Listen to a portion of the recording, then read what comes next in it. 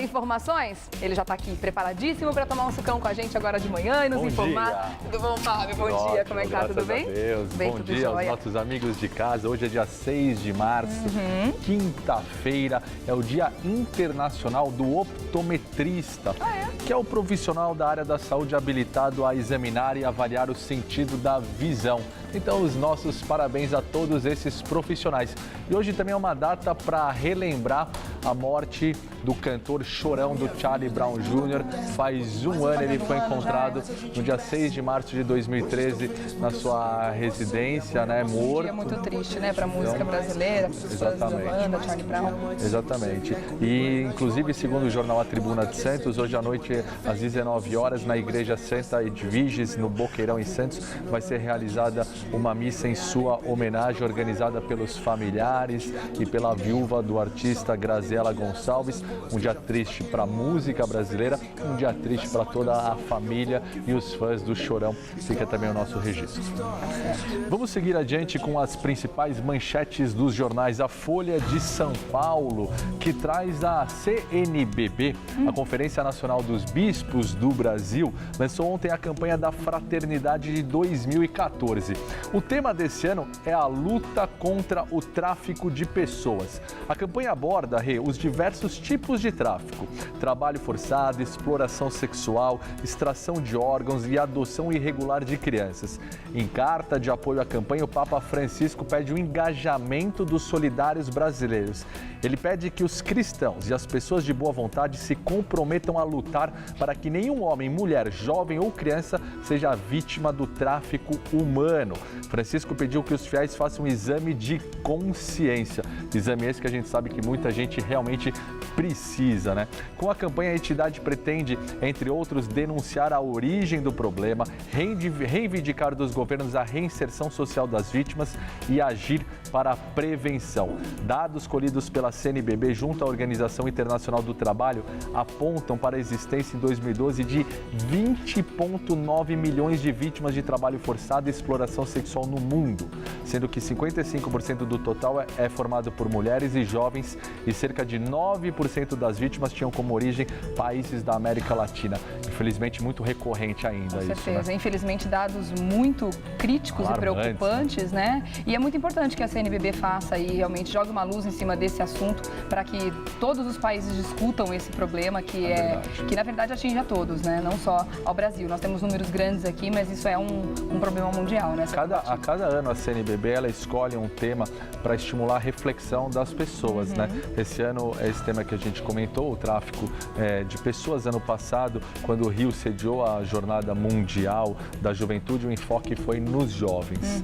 Então... Aliás, Fábio, sobre esse assunto, não só sobre a campanha da fraternidade, mas também sobre o início da quaresma, né, que se deu ontem, a gente vai conversar no programa de hoje também com o padre da Canção Nova. Daqui a pouco a gente vai ter mais informações sobre o significado, o que é a quaresma, o que a gente deve fazer nesse período, né, nesses próximos 40 dias, e também comentar a respeito desse recado que o Papa Francisco mandou para o Brasil, né, sobre a quaresma aqui no Brasil também. Recado muito importante esse. Vamos seguir adiante, então, com as manchetes da Folha. Aqui no Rio, o prefeito Eduardo Paes está tendo trabalho com os garis. Tá um problemão por lá, né? Inclusive, ele chamou de marginal os garis que impedem a limpeza, né? 3 garis ontem foram detidos sob a acusação de impedir os colegas que pretendiam limpar a praia de Ipanema. Mas agora voltaram atrás na questão das emissões para quem estava de greve, né? Quem voltar ao trabalho hoje vai ser perdoado, né? Na verdade, eles tinham demitido 300 pessoas, só que o prefeito ele aceitou uma proposta do Ministério Público do Trabalho para readmitir aqueles que voltarem ao trabalho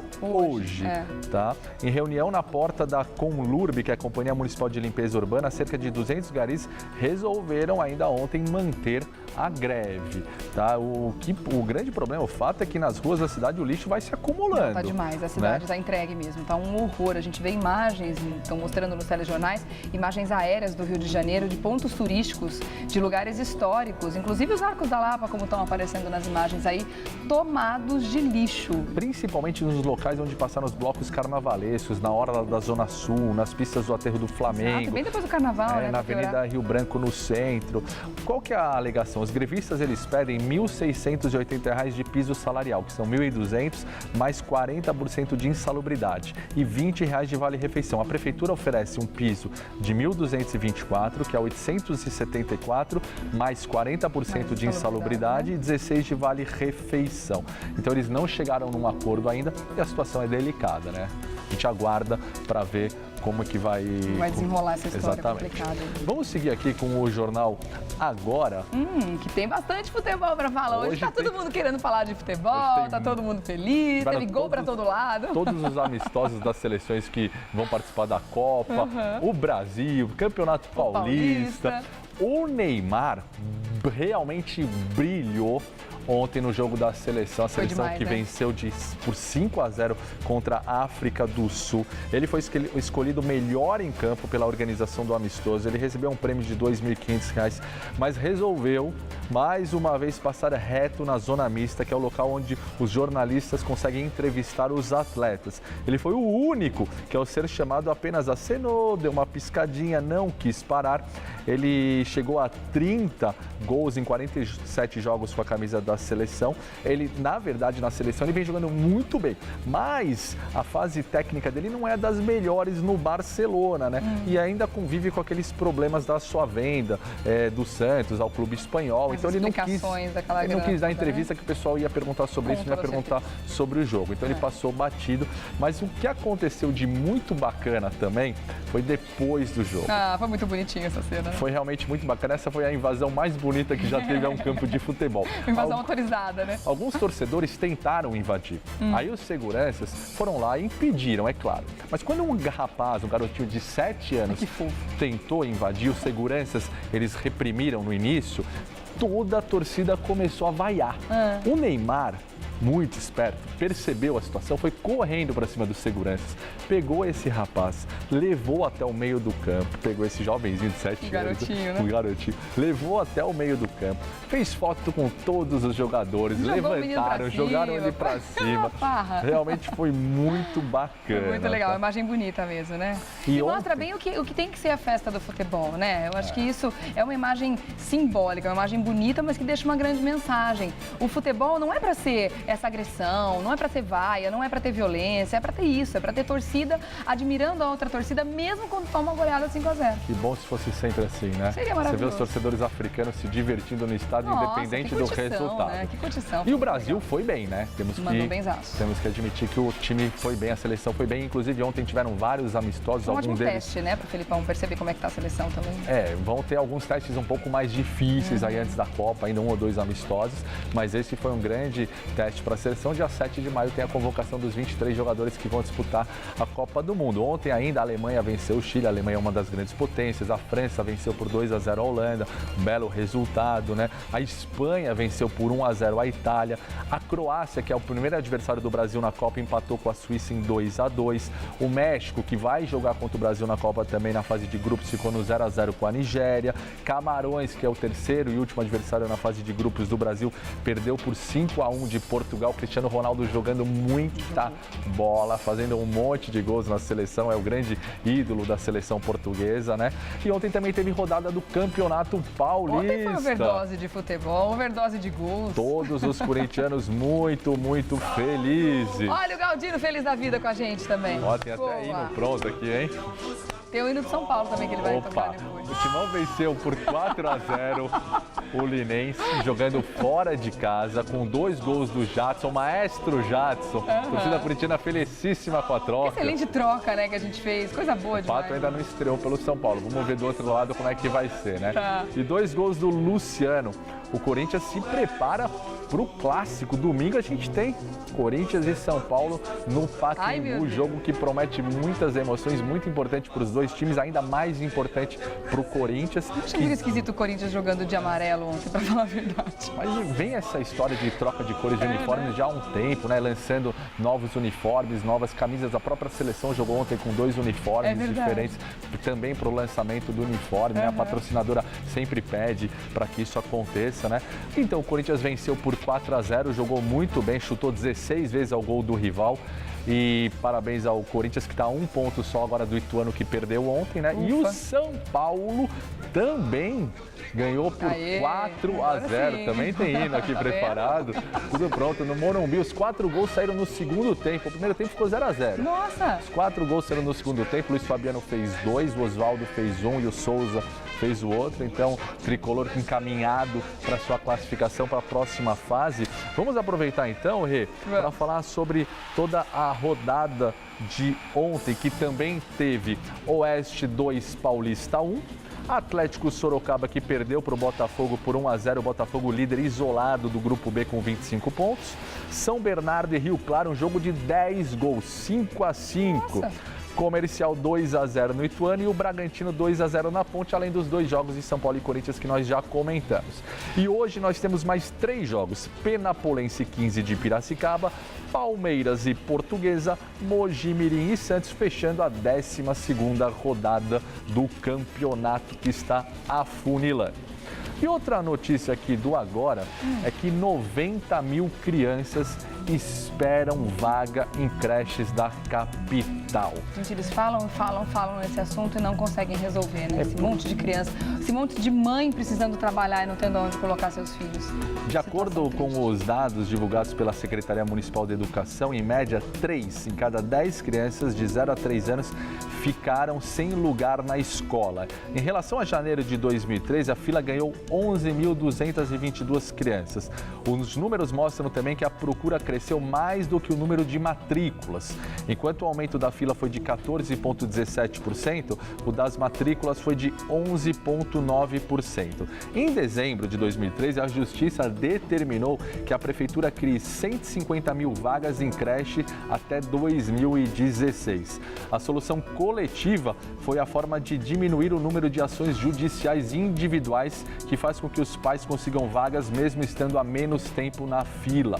Conforme você acabou de mencionar, um problema muito sério, porque, segundo a reportagem apurou, muitas mães, infelizmente, elas precisam largar o emprego e elas precisam do emprego para cuidar do filho, porque o filho não tem vaga na creche. É um absurdo, né? Então é uma situação muito delicada. E o Jornal Diário de São Paulo? Não tem chargezinhos hoje? Hoje não tem charge no Agora.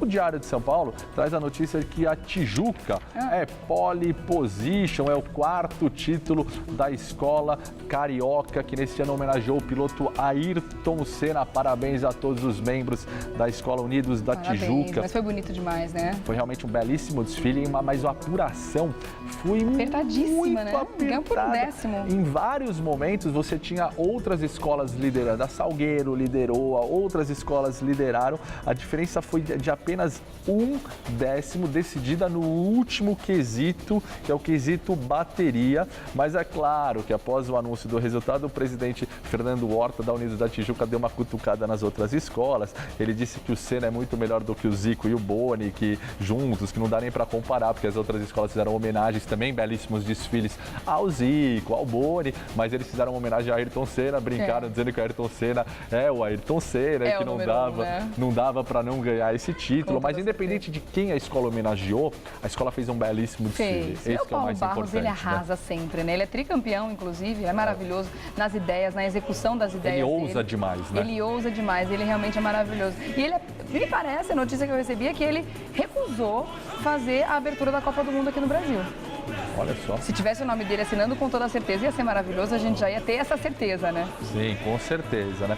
Então, a Tijuca, ela levou vários ingredientes interessantes, além da questão da Fórmula 1, tudo que mexia com velocidade, né? Ela levou o Papaléguas, Speed Racer, Sonic, o Flash, até uma sósia do corredor já... Até uma sósia do Usain Bolt eles levaram, né? Então, parabéns a toda a comunidade da Unidos da Tijuca, que venceram o carnaval. E os detalhes, né? O carro da chuva, por exemplo, mostrando que ele era o rei da chuva, como ele é conhecido um tempo atrás. Aquele carro com kart andando em cima, aquilo foi impressionante. Como é que pode? Maravilhoso. Realmente ficou muito bonito. Tinha, né, até o carrinho da Fórmula 1, da Ayrton Senna também. Na entrada, no Laviaras, maravilhoso. Olha, parabéns mesmo. Muito bonito, parabéns. E o Diário de São Paulo também... Olha o kart, que eu falei. Olha que sensacional. Um kart andando em cima do carro. Acabou de passar rapidinho. As imagens do desfile foram muito bonitos. O carnaval inteiro foi muito bonito, né? Foi. Essa rainha de bateria também, olha, com um pequeno show pirotécnico aí na frente, também muito bonito. Belíssimo desfile da Unidos. Olha a comissão de frente. Olha os personagens bem rápidos, Zen Bolt à esquerda, The Flash. The Flash. A Penélope Charmosa, olha que bacana. E ali é uma réplica do carro do Senna, né? O carro que ele mais utilizou. Uma réplica que era da McLaren, né? É o carro da McLaren que ele mais utilizou, né? Inclusive foi campeão do mundo correndo pela McLaren. E dá uma saudade, né, quando a gente olha para as fotos do Senna, assim. Eu sempre achei que ele tem tinha, né, continua tendo pelas fotos do que a gente vê, ele tem uma cara ótima, como a gente diz, né? Ele tem um semblante de pessoa, além de ser uma pessoa do bem, de ser uma pessoa muito calma, muito tranquila, um gênio realmente no que fazia, né, Fábio? Com certeza deixa muita saudade, né? Não temos tantos Ayrton Sennas assim. Não. Gostaríamos de ter. Nunca mais tivemos. Na verdade, gostaríamos de ter. No esporte como um todo, né? Não só no automobilismo, mas uma pessoa do bem, né? Uma pessoa que tinha orgulho de ser brasileira, uma pessoa que fazia o bem para os outros, que tinha inclusive vários projetos sociais que a irmã dele, a Viviane Senna, continua tocando. Uma responsabilidade social muito grande, né? Então, parabéns à Unidos da Tijuca. E ganhou muito dinheiro, mas também soube fazer o bem com esse dinheiro, né? Com certeza. Boa parte dele. E quem gosta de automobilismo lembra dos pegas entre Ayrton Senna e Alan Prost, Ayrton Senna e Nigel Mansell, o Leão, né? Grandes pegas, grandes... Eu era criançona, mas eu acordava todo dia, todo domingo, né? De manhã tava lá, meu irmão, curtindo a Fórmula 1, assistindo. A Fórmula 1 era muito mais legal com eles, né? Começava o domingo com a vitória do Senna. Aí podia começar o domingo. Aí a gente começava o domingo feliz, né?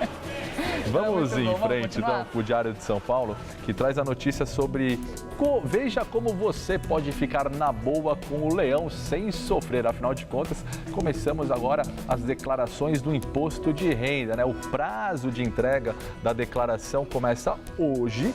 Os contribuintes com rendimento tributáveis acima de R$ 25.661 terão 57 dias de prazo até o dia 30 de abril, quando começa a valer a multa de R$ 156,74.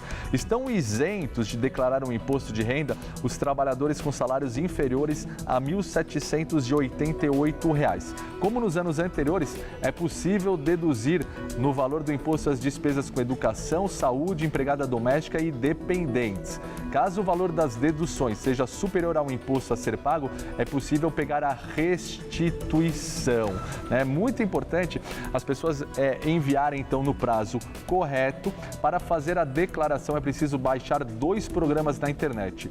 O Imposto de Renda Pessoa Física 2014, que gera a declaração e permite preenchê-la, e o ReceitaNet, que faz a transmissão dos dados. Os programas são gratuitos, estão disponíveis no site da Receita desde o dia 26 de fevereiro, que é o receita.fazenda.gov.br. Não perca a data para não precisar pagar multa, né? Então, todo mundo atento, porque esse ano não pode mais entregar nem em CD, nem em pendrive, só pela internet, né? Inclusive, as pessoas que querem restituir com mais antecedência, que querem participar do primeiro ou do segundo lote, a gente sabe que primeiro são os idosos, né? E as pessoas que têm algum tipo de deficiência, mas quanto antes você entrega, mais chance você tem de receber no primeiro ou no segundo lote. Primeiro, né? Exatamente. Tá bom. Vamos ao estado de São Paulo. Vamos.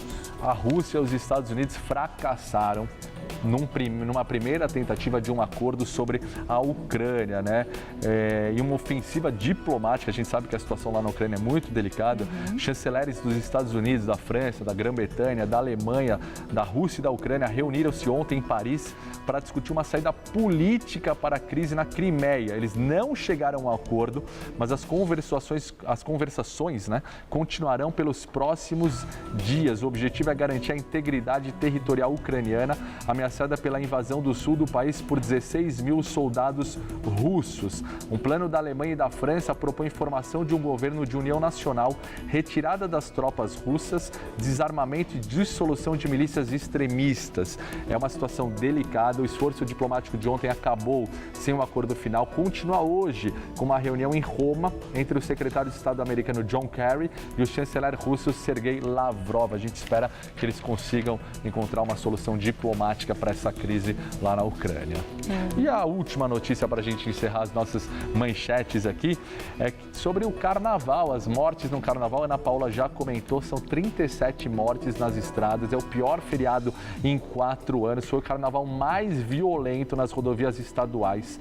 Foram 37 mortes entre sexta-feira e ontem. O número de acidentes também cresceu 11%, de 864 para 965, enquanto as operações com bafômetro caíram 69%. Com essa queda das blitz da lei seca, as mortes, portanto, nas estradas aumentaram 37%.